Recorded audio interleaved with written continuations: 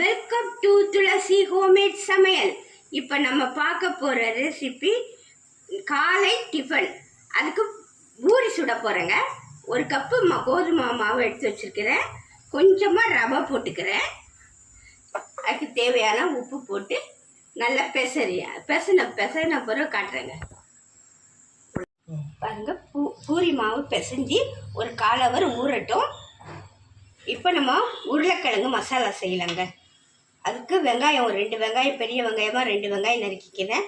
ஒரு 4 பச்சை மிளகாய், ஒரு உருளைக்கிழங்கு வேக வச்சுருக்கேன். ஒரு கடாயில் எண்ணெய் ஊற்றிருக்கேங்க. கொஞ்சமாக கடுகு போட்டுக்கிறேன். கடுகு, உளுத்தம் பருப்பு போட்டுக்கணும்.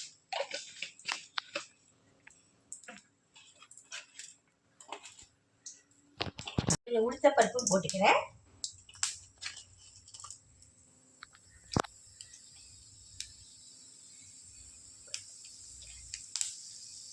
ஒரு 4 பச்சை மிளகாய் போட்டுக்கிறேன்.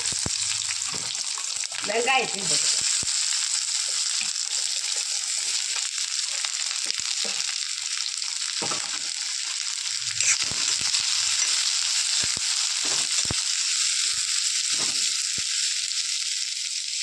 கொஞ்சம் உப்பு போட்டுக்கிறேங்க.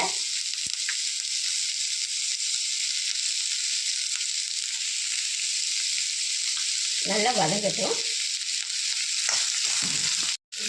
வெங்காயம் கொஞ்சம் வதங்கிச்சு. கொஞ்சம் மஞ்சள்தூள் போட்டுக்கிறேன்.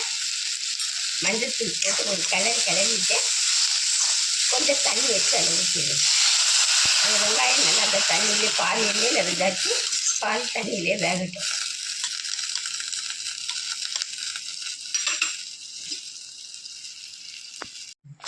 இப்போ கொஞ்சம் கருவேப்பிலை போட்டுக்கிறேங்க. கருவேப்பிலை போட்டு உருளைக்கிழங்கு நல்லா மசிச்சு வச்சுட்டேன். அதையும் போட்டு கொஞ்சம் கட்டி ஆகுது வரைக்கும் கொதிக்க விடாது.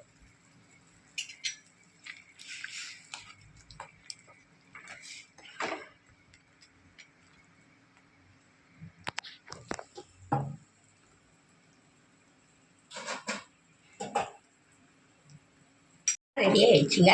அடுத்தது பூரி சுட வேண்டியதாங்க. பாத்திரத்தில் எடுத்து வச்சுருக்கேன். ஊற்றுறது காட்டு ரிவர்ஸ் வரணும்.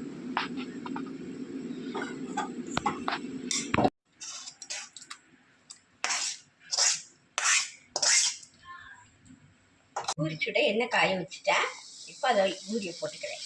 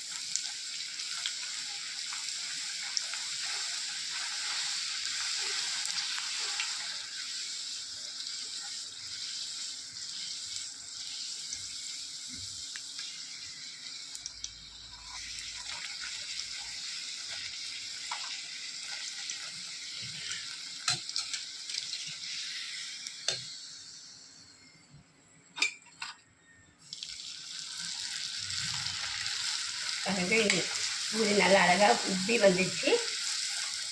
சுட்டு முடிச்சுட்டா காட்டுறேங்க. எனக்கு ரெடி ஆயிடுச்சுங்க. இந்த ரெசிபி உங்களுக்கு பிடிச்சிருந்தா சப்ஸ்கிரைப் பண்ணுங்கள், ஷேர் பண்ணுங்கள், கமெண்ட் பண்ணுங்கள், லைக் பண்ணுங்கள். அடுத்த வீடியோட சந்திக்கிறேன். நன்றி, வணக்கம்.